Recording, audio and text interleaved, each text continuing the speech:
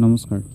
এই ভিডিঅ'টোত ছ'চিয়লজি যিসকলে এণ্ট্ৰেন্স দিব খুজিছে, যিসকল ছ'চিয়লজি বেকগ্ৰাউণ্ডৰ নহয় কিন্তু MA ছ'চিয়লজিত কৰিব খুজিছে, তেওঁলোকৰ উদ্দেশ্য কৰি তেওঁলোকৰ সহায় হোৱাকৈ মানে ক'ৰ পৰা আৰম্ভ কৰিব লাগে সেইখিনিৰ বিষয়ে চমুকৈ ক'বলৈ লৈছোঁ। মই ছ'চিয়লজি মোৰো মেজৰ নহয়, কিন্তু পাছ ক'ৰ্ছ হিচাপে আছিলে আৰু যোৱা GATE 2021ত যিখন ছ'চিয়লজিৰ পেপাৰ ইনক্লুড কৰিছিলে সেইখনত মই অৱতীৰ্ণ হৈছিলোঁ আৰু সেইখনত ক্লিয়াৰ কৰিবলৈ সক্ষম হৈছিলোঁ। লগতে টাটা ইনষ্টিটিউট অফ ছ'চিয়েল ছায়েন্সৰ ছ'চিয়লজি এণ্ড ছ'চিয়েল এন্থ্ৰপ'লজি যিটো কোৰ্চ, সেই কোৰ্চটোৰ কাৰণেও গুৱাহাটী কেম্পাছৰ সেইটো কাৰণেও ছিলেক্ট হৈছোঁ। আৰু অন্যান্য যিবিলাক আগশাৰীৰ শিক্ষানুষ্ঠান আছে তাতো ছ'চিয়লজিৰ কাৰণে মই প্ৰিপেৰেশ্যন কৰি আছোঁ। এই সময়ছোৱাত যিটো সময়ত আমাৰ বিভিন্ন শিক্ষানুষ্ঠানৰ ফৰ্ম ফিল আপ চলি আছে, সেই সময়ছোৱাত মই সকলোৰে পৰা সাধাৰণতে সন্মুখীন হোৱা এটা কমন প্ৰশ্ন হৈছে যে ক'ৰ পৰা কেনেকৈ আৰম্ভ কৰিব লাগে। যিসকল ছ'চিয়লজিৰ মানে মেজৰ নহয় কিন্তু ছ'চিয়লজি পঢ়িব বিচাৰিছে, সেই বিষয়ে চমুকৈ ক'বলৈ লৈছোঁ।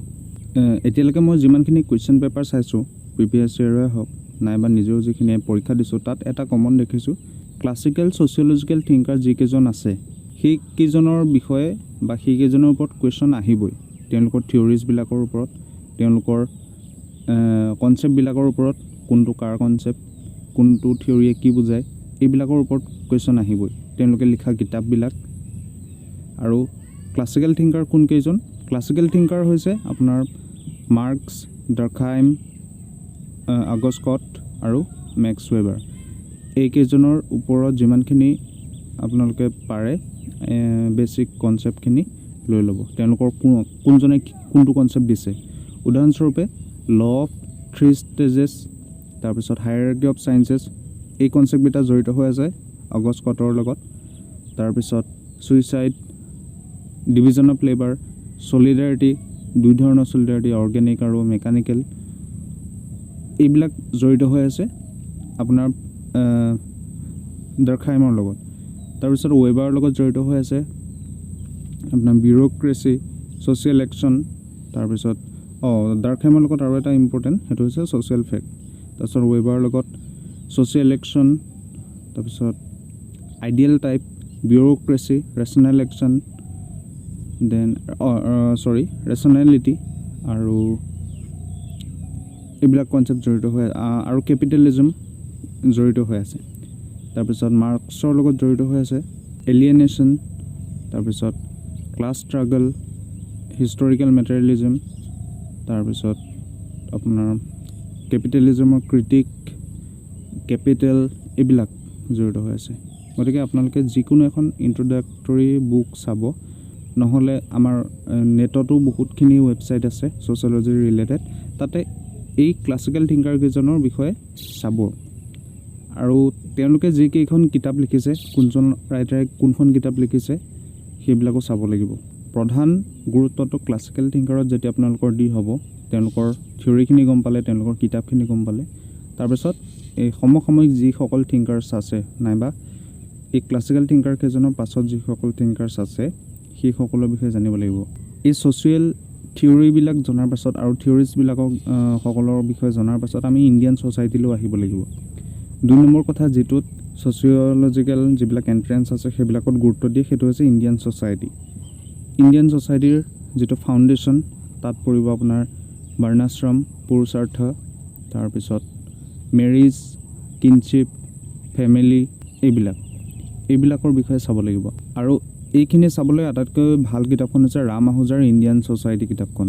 আৰু থিংকাৰ্ছবিলাকৰ বিষয়ে জানিবলৈ ভাল কিতাপখন হৈছে জৰ্জ ৰিজাৰৰ ছ'চিয়লজিকেল থিয়ৰী নামৰ কিতাপখন। এতিয়াতো সময় এমাহমান আছে। এইখিনি সময়ত কি হ'ব, আপোনালোকে যিকোনো এটা থিয়ৰী বহুত বেছি ডিটেইলত হয়তো যাবলৈ নাপাব পাৰে, কিন্তু আপোনালোকে যিটো কাম কৰিব লাগিব সেইটো হৈছে পঢ়ি যে গৈছে, লগতে মানে পঢ়ি যাওঁতে হাইলাইট কৰি যাব লাগিব কোনজন থিংকাৰৰ লগত কি পইণ্ট এছ'চিয়েটেড হৈ আছে। উদাহৰণস্বৰূপে এলিয়েনেশ্যন বুলি ক'লে আমাৰ যিজন থিংকাৰৰ নাম মনলৈ আহে সেইজন হৈছে মাৰ্কছ। ঠিক সেইদৰে বিউৰ'ক্ৰেচি বুলি ক'লে যিজন থিংকাৰৰ নাম মনলৈ আহে সেইজন হৈছে আপোনাৰ মেক্স ৱেবাৰ। তেনেকৈ আমি প্ৰত্যেকজন থিংকাৰৰ লগত তেওঁলোকৰ কনচেপ্টবিলাক জানিব লাগিব আৰু সেই কথাবিলাক জৰ্জ ৰিজাৰৰ ছ'চিয়েল থিয়ৰী কি কয় ছ'চিয়লজিকেল থিয়ৰী নামৰ কিতাপখনত পাব।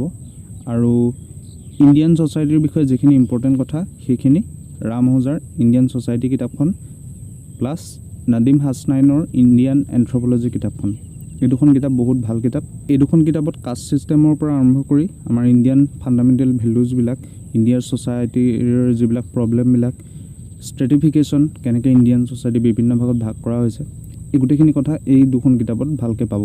আৰু বিগিনাৰসকলৰ কাৰণে থাৰ্ড যিটো কথা আটাইতকৈ গুৰুত্বপূৰ্ণ সেইটো হৈছে আপোনাৰ ৰিচাৰ্চ মেথডলজি। কিন্তু যিহেতু আমি এণ্ট্ৰেঞ্চ দিছোঁ PG ছিট পাবৰ কাৰণে, ৰিচাৰ্চটো এতিয়াও আমাৰ আৰম্ভ হোৱা নাই। আমি গৈ আপোনাৰ ৰিচাৰ্চটো PGত কৰিমগৈহে। PG মানে MAত এডমিশ্যন লোৱাৰ পাছতে আমাৰ ৰিচাৰ্চ অৰিয়েণ্টেডখিনি আৰম্ভ হ'ব। গতিকে ৰিচাৰ্চ অৰিয়েণ্টেড বহুত বেছি কুৱেশ্যন নাথাকে, কিন্তু কিছুমান বহুত ইম্পৰ্টেণ্ট কুৱেশ্যন থাকে। What is research, what is sociological research, তাৰপিছত আৰু মই যিটো কুৱেশ্যন আটাইতকৈ আহি থকা দেখিছোঁ, হাইপ'থেচিছ ৰিলেটেড কুৱেশ্যন বহুত আহে। হোৱাট ইজ হাইপ'থেচিছ, সেই কনচেপ্টটো জানি ল'ব লাগিব। আৰু দ্বিতীয় কনচেপ্ট যিটো জানিব লাগিব সেইটো হৈছে আপোনাৰ চেম্পলিঙৰ ৰিলেটেড কুৱেশ্যন নেটৰ কুৱেশ্যন পেপাৰতে হওক নাইবা প্ৰিভিয়াছ ইয়েৰ যিবিলাক এণ্ট্ৰেঞ্চ কুৱেশ্যন পেপাৰ তাত চেম্পলিঙৰ ওপৰত কুৱেশ্যন থাকিবই। গতিকে ৰিচাৰ্চ মেথডলজিৰ কাৰণে এখন ভাল কিতাপ হৈছে ৰাম আহুজাৰ ৰিচাৰ্চ মেথডলজি বুলি। আৰু সেইখন পঢ়িবলৈ যদি এতিয়া সময় নাই, আপোনালোকে মেইনলি হোৱাট ইজ ৰিচাৰ্চ চাব, টাইপছ অফ ৰিচাৰ্চ, তাৰপিছত চেম্পলিং কি, আৰু এটা ইম্পৰ্টেণ্ট ৰিচাৰ্চ মেথডলজিৰ ইম্পৰ্টেণ্ট পইণ্ট কুৱেশ্যনিয়াৰ আৰু শ্বেডিউলৰ পাৰ্থক্য। কুৱেশ্যনিয়াৰ মানে কি, যিখন আমি পঢ়া শুনা মানুহে নিজে কুৱেশ্যন কিছুমান দি দিয়ে, তেওঁলোকে নিজেই ফিল আপ কৰে। আৰু শ্বেডিউল মানে কি, যিটো মানে ইণ্টাৰভিউৱাৰ যিজন আছে তেওঁ কুৱেশ্যন মানুহজনক সোধে আৰু যিটো এনচাৰ কয় তেওঁ যিজনে সুধিছে সেইজনে পূৰায়, কিন্তু কুৱেশ্যনাৰত যাক সুধিছে তেওঁ নিজে পূৰায়।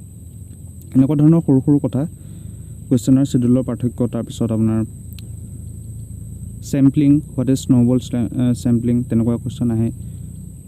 তাৰপিছত probability sampling, non probability sampling, সিহঁতৰ মাজত কোন দুটা আটাইতকৈ মিল আছে, এনেকুৱা ধৰণৰ চেম্পলিঙৰ ওপৰত প্ৰায়খিনি কুৱেশ্যন দেখিছোঁ। তাৰপিছত হাইপ'থেচিছ কি আহে, এইবিলাক কুৱেশ্যন।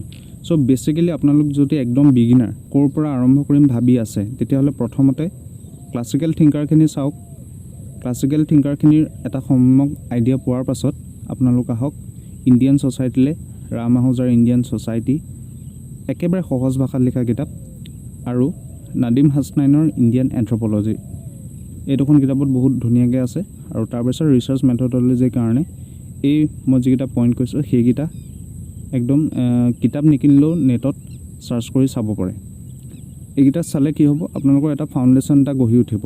আৰু ফাউণ্ডেশ্যনটো গঢ়ি উঠাৰ পাছত আপোনালোকে মানে এই ফাউণ্ডেশ্যনটো গঢ়ি উঠাৰ পাছত লাহে লাহে গম পাই গৈ থাকিব কি পঢ়িলে কি হ'ব। গতিকে আজিলৈ ইমানেই। আৰু ময়ো এই চেনেলত যদি পাৰোঁ, মই নিজেও প্ৰিপেয়াৰ কৰি আছোঁ, গতিকে সহজ ভাষাত সহজে মনত থকাকৈ যদি কিছুমান পইণ্ট দিব পাৰোঁ সেইখিনি দিবলৈ চেষ্টা কৰিম। আৰু আপোনালোকে চাব বুলি আশা ৰাখিলোঁ। আৰু আপোনালোকলৈ শুভেচ্ছা থাকিল, ভালকৈ প্ৰিপেয়াৰ কৰক, কাৰণ ভালকৈ প্ৰিপেয়াৰেশ্যন যদি কৰে নিশ্চিতভাৱে এণ্ট্ৰেঞ্চটো ক্লিয়াৰ কৰিব পাৰিব। গতিকে ইয়াকে কৈ আজিলৈ সামৰিছোঁ, ধন্যবাদ।